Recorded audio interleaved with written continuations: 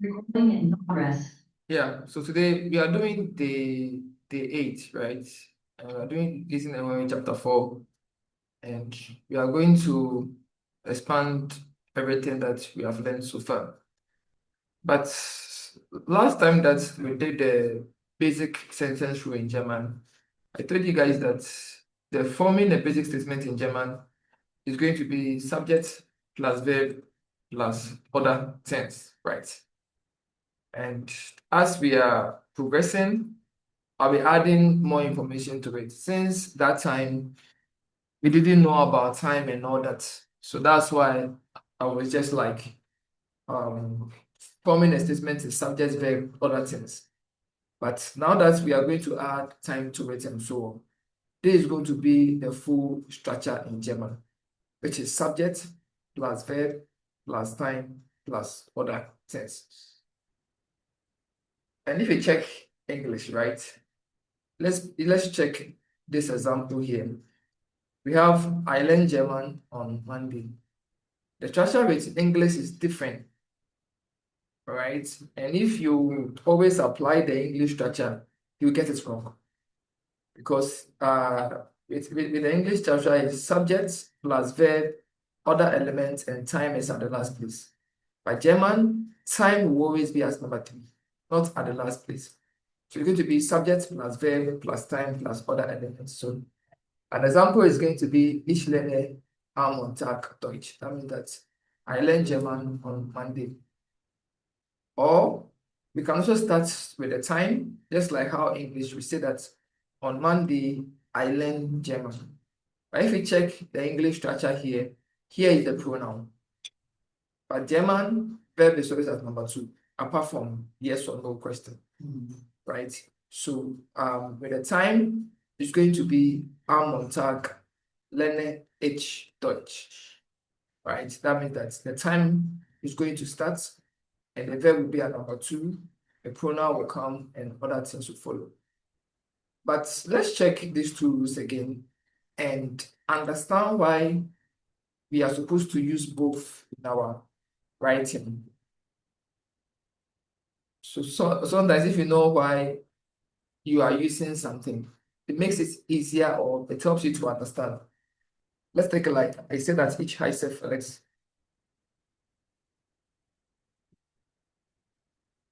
And each comment aus Ghana. Each trinke am Montag Kaffee. Each essay the stag rice. Let me press stop. So when you check here, here is red, right? The red implies that it's a mistake because I'm using the B. I don't have it on my keyboard. Let me fix that. Now it's something that I said. Here is blue. Blue is not a mistake. Here too is blue. Blue too is not a mistake. The reason why they are highlighting it as blue is that I'm trying to repeat the same word to start my statement. If you check here, it is each. Check here, each. Everything is each.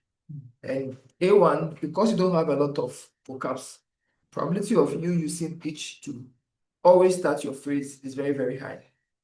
So using the second rule here will help bring some variation in what you are writing. So let me now change the structure. So here is I said Felix. Let me bring conjunction. Maybe let me keep that one like that. And this one, let me start with the D. So am Montag trinke ich Kaffee. And here, let me say am Dienstag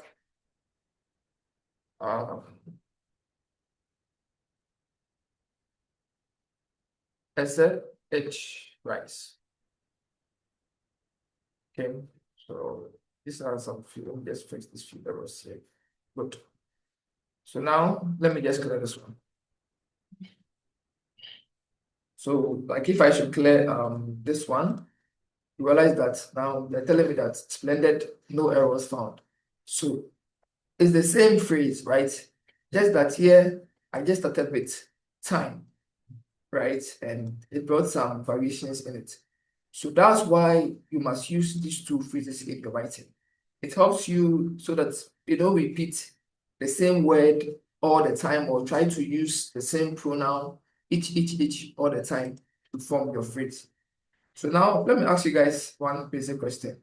Why is it important for you to use these two in your writing?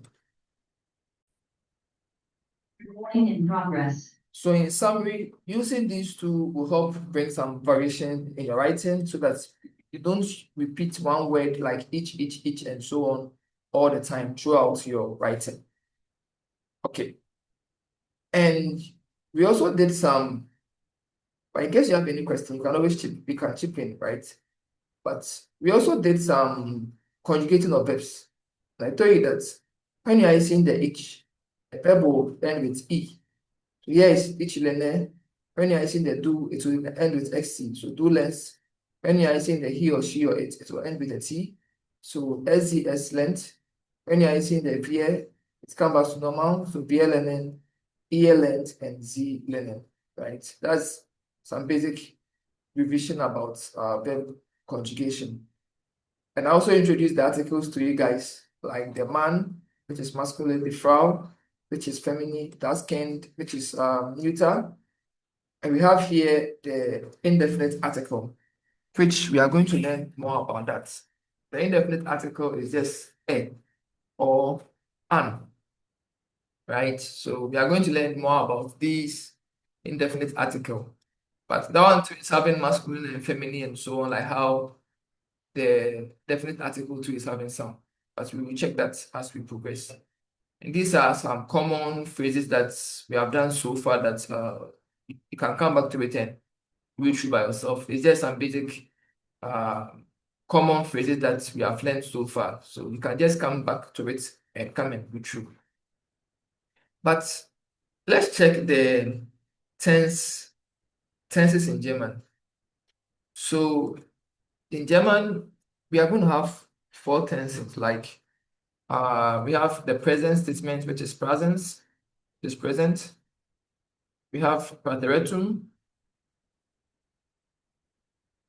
which is simple past. We have perfect, that is also past. And we have plusquam, perfect, which is also past. Right?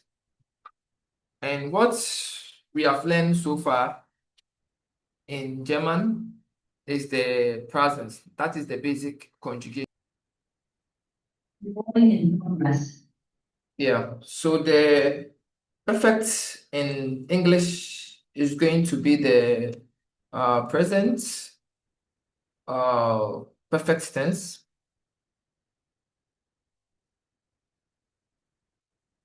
Right? And the plusquam perfect in English is going to be past perfect tense. Okay. And let me just break it down a bit, though we are not going too deep into it. A1, you don't need more of this, but just basic understanding that I'll use that to explain my next concept. So the present is the normal statement that you already form. So maybe each essay, right? That is the subject plus verb plus other things. And the prateritum and the perfect, they are the same thing, just that the way that they are formed is different, but they imply the same thing, even in English, right? Like if I should say that I went to school, this one is prateritum. I can also form it differently using the present perfect tense, and that one is going to be I have gone to school, right? Which is the same thing, just that form different. And the plusquamperfect, we change the have to had. So it's going to be I had gone to school. So this one is today, but this one is yesterday. This one is going to be like 2 days from today, right? But we are going to learn the past tense for Präteritum. That's we are going for it. We will check the perfect and the plusquam and so on. And mostly with German Präteritum form, they like to use the modal verbs for it. That one is more, it's simple. When I say the modal verbs, I'm trying to say should, want, would like to, and so on. Right? So today we are going to check the Präteritum for two auxiliary verbs, haben and sein, which is to have and to be. So the present statement for haben is going to be ich habe, du hast, sie, es hat, wir haben, ihr habt, and sie haben. Right? And the Präteritum is going to be hatten. That's the past tense. So this is the conjugation on the screen. So we have ich hatte, du hattest, sie, es hatte, wir hatten, ihr hattet, and sie hatten. Right? So if I want to say that I have a car, then it's going to be ich habe ein Auto. And if I want to say that I had a car, then it's going to be ich hatte ein Auto. Right? And the sein is to be. So that one is the irregular verb that you guys already know. So we have ich bin, du bist, and sie, es ist. So wir sind, ihr seid, and sie sind. But the past tense for sein is going to be waren, which is was or were. Right? So this is going to be the conjugation. We have ich war, I was, du warst, sie, es war, wir waren, ihr wart, and sie waren. So an example is going to be ich war in Berlin is going to imply that I was in Berlin. So now that we have these basic concepts, let's see how we can use these two to say that we have been to a place before or not been to a place before. Because when you guys introduce yourself, you always say that each height, each coming house. But the more that we go for it, the more that we will be expand. Maybe you want to say that I have visited this country before, or I have not visited that country before. And trying to say that we have visited a place before, we are going to use the word schon mal, which implies that already. And we have not been to a place before, we use not mean, which is not yet. So schon means that already, it's no umlaut. In German, writing with umlaut is very, very important because sometimes with umlauts, you get different meaning. With no umlaut, we can get also different meaning. So schon with o umlaut, right? Schon with o umlaut is going to imply that beautiful. So it's not an excuse to write without not bringing your umlaut. That's why I always give you guys a prompt when you write without no umlaut. So mal means that time as in repeating something 1 time, 2 times, 3 times, 4 times, and so on, right? So schon mal is going to mean that already, and noch nie is going to imply that not yet. So now we can use the haben and the schon mal. In German, when we are talking about past tense, we can use the auxiliary verb haben, right? So we can also use haben and schon mal. So hast du schon mal ein Buch auf Deutsch gelesen is going to be that, have you ever read a book in German? And this one is going to be in the past tense. And today we don't really need this one. But you can come and read through this one by yourself. What I'm interested in is this particular one. That's what we are going to use to talk. So let's focus on this one. So trying to say that we have been to a place before, we are going to use ich war schon mal in the place that you are talking about. So if you have been to Accra before, say that ich war schon mal in Accra. And if you have not been to Accra before, you say that ich war noch nie in Accra. So in simple terms, that implies that you have not been to a place before. So ich war schon mal in Deutschland is going to imply that I have been to Germany before. So in summary, we use schon mal to say that you have been to a place before, and noch nie to say that you have not been to a place before. So let's take like, I want to say that I have been to Takoradi before. How will I say that in German?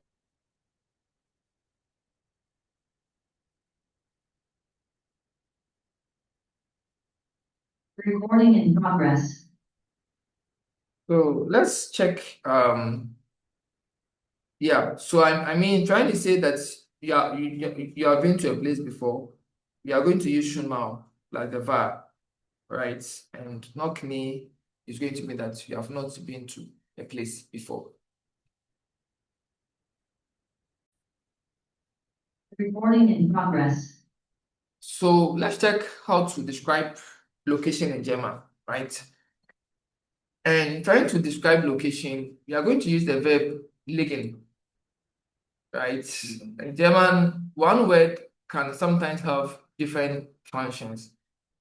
So liegen can mean that you are putting something at a place, right? And if you are putting something at a place, then it means that's location.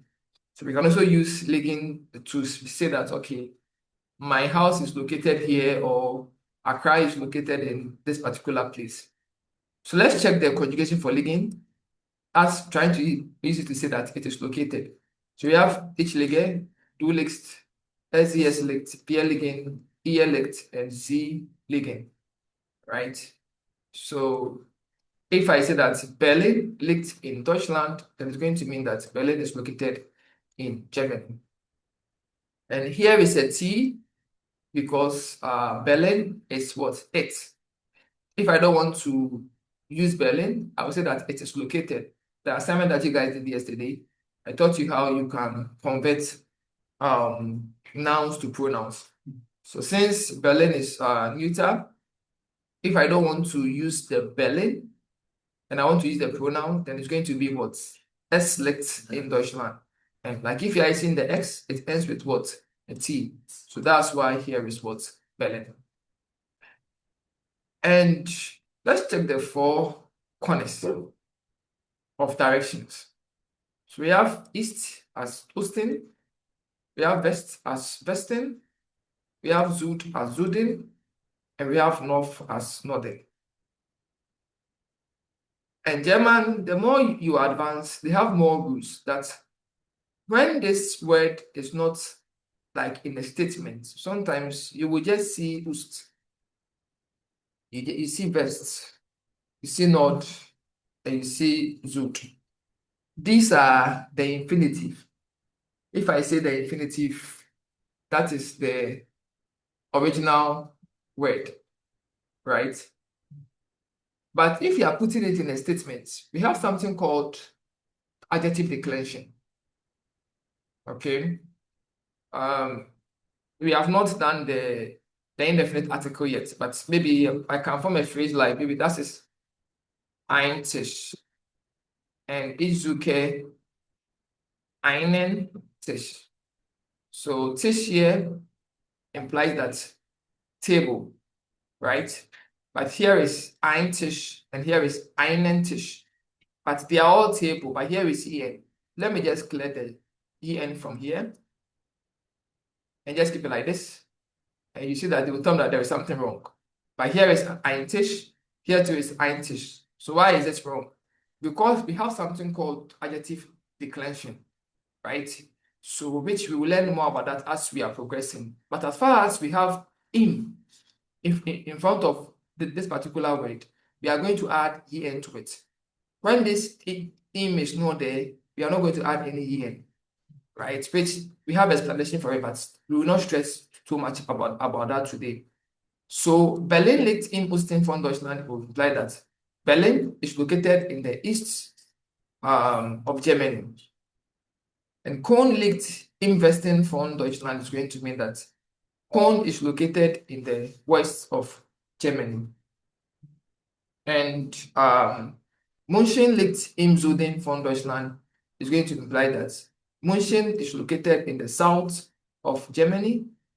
And Hamburg liegt im Norden von Deutschland is going to imply that Hamburg is located in the north of Germany. Right?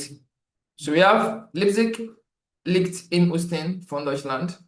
So Leipzig is in the east of Germany, right? And there are some times that you want to compare two towns in the same country, right? And such phrases, we say that maybe Frankfurt is to the east of Wiesbaden, or Accra is to the west of Northern region, right? In that context, we are talking about the same country, right? Which I don't want to stress too much about that, but somebody will ask why here is Oslish and why here is Austin. This one is trying to compare two countries in the same country, right? So maybe Accra is in the east of Tamale, or Accra is to the west of Esunyani. Then in that context, we are going to use what? This Uslich and so on. So the Austin is Leipzig is in the east of Germany. That one is just one city, one town that we are trying to show where it's located in the country. So we have here is liegt im Westen von Deutschland, right?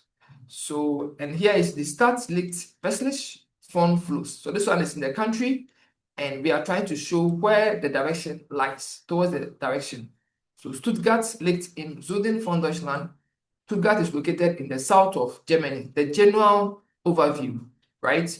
But if you want to say that maybe the Park liegt südlich vom Zentrum, that is, the park lies to the south of the what? Center. That is comparing two things in a particular location, right?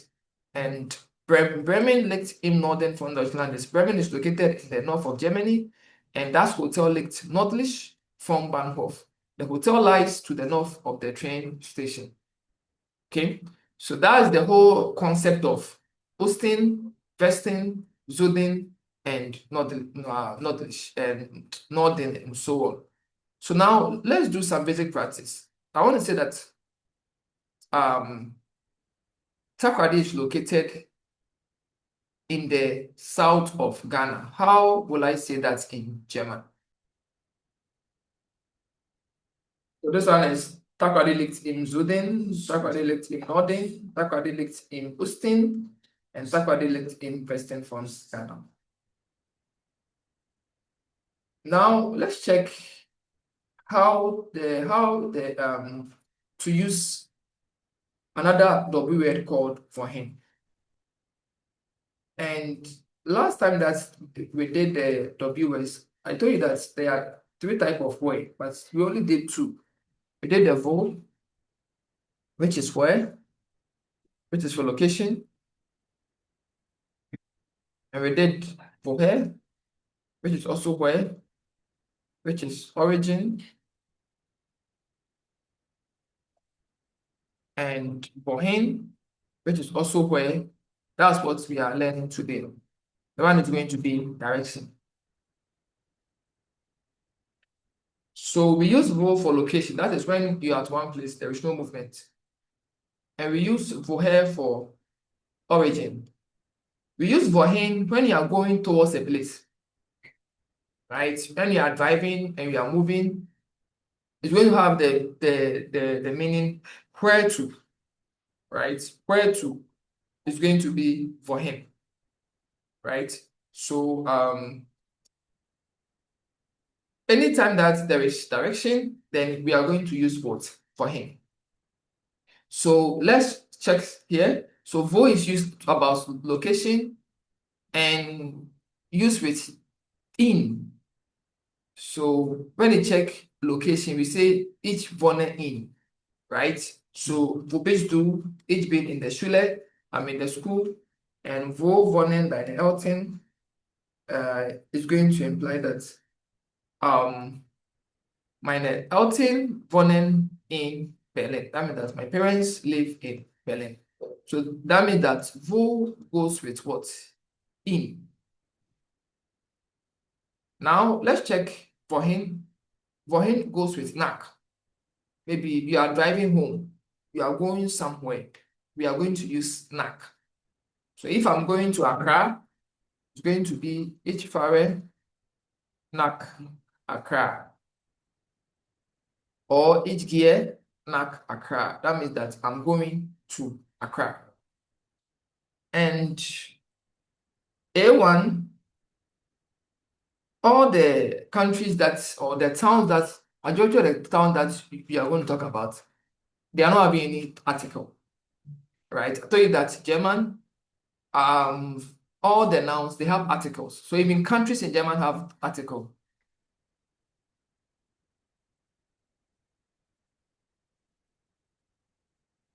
Right? Countries in German have article, but A1, some of the countries like Ghana, Germany, and so on, they are not having any article. So if I want to say that I'm going to Germany, then I'm going to use snack. But the more that you advance, countries like USA, right? And some of the countries like Switzerland and so on, they have articles. The USA is plural, right? She buys as in Switzerland is going to be feminine, right? So trying to say that you are traveling to Switzerland, we cannot use snack because it's having an article, which we will learn more about that. But if it's having an article, we are going to use in plus the article will follow, but we will learn that later. But for now, the basic thing that you will need to express yourself about I'm going here, I'm going that. When it's not having any article, then it's going to be what? Nach. So ich fahre nach Berlin is going to imply that I'm driving to Berlin, and ich fliege nach Deutschland is going to imply that I'm traveling to Germany, right? But if Germany is having an article, like here won't be nach, like we are going to use in, right? So Vorarbeiter du, ich arbeite in einem Büro. And wo ist dein Freund? Ist in der Bibliothek. So he's in the library. And wohin reist du im Sommer? Sommer, so ich reise nach Spanien. Spain is not having any article. That's why we are using what? Nach. And ich fliege nach Italien is I'm flying to Italy. So in summary, when we are going towards somewhere and there is a movement, like we are swimming, we are flying, we are driving, we are running, we are going to use what? Snack. When a place is not having any article, we are going to use snack. But if it's having an article, then we are going to use in. In case you have any question about what I've said so far, please ask. Okay, so we have the last two grammar to check. And let's still check verb conjugation in German, right? So I told you that when we are seeing the ich and the do and so on, the verb will end with e and so on. But those verbs, they are regular verbs. We also have some irregular verbs that doesn't follow that pattern, especially when we have vowels in them, right? Vowels like a and o and so on. So today we are going to check three. We are going to check nehmen. We are going to check nehmen is to take, expression is to speak, and essen is to eat. And these irregular verbs, the second person and the third person changes. It doesn't follow that same pattern. So I take is going to be ich nehme, but you take is going to be du nimmst. If we don't say du nimmst, it's going to be wrong, right? The second person is going to be du nimmst, and here is going to be sie es nimmt. Okay, and here is going to be wir nehmen, ihr nimmt, and sie nehmen. And just try and learn it because the logic behind it sometimes don't work. Here is E, right? And here changes to I. Here is E, but here it is not changing to I, but to X, right? So you just have to learn it like that. So with a word like naming, the do and the SES changes to what? I. And the speak expression, that one to the second person and the third person is going to change. So we have expression as I speak, do sprechen changes to I. So it's not going to be do sprechen, right? Mostly with words with vowels. And here the E is changing here to I. And the ending is the XT. So ich spreche, du sprichst, SZS spricht. Don't go and write here as E. Since it's irregular verb, we have the expression ES spricht, and we have Z and Z expression. And we have last one as Essen. With Essen, we are going to have each Esse, do East, and SZS East. So the second person and the third person changes to I. Right? So like if you go and write do Est, then it's going to be wrong. Right? And then next one is going to be via Essen, ES, and CSN. So there's majority of such verbs that's like Falowen and so on. So renaming, the vowel changes from what? E to I. And expression, the vowel changes from E to I. And Essen, the vowel changes from E to I. So that's the basic idea about irregular verbs in German. In case you have any question, you can ask. If it's not so, let's go to the last part of the grammar for today.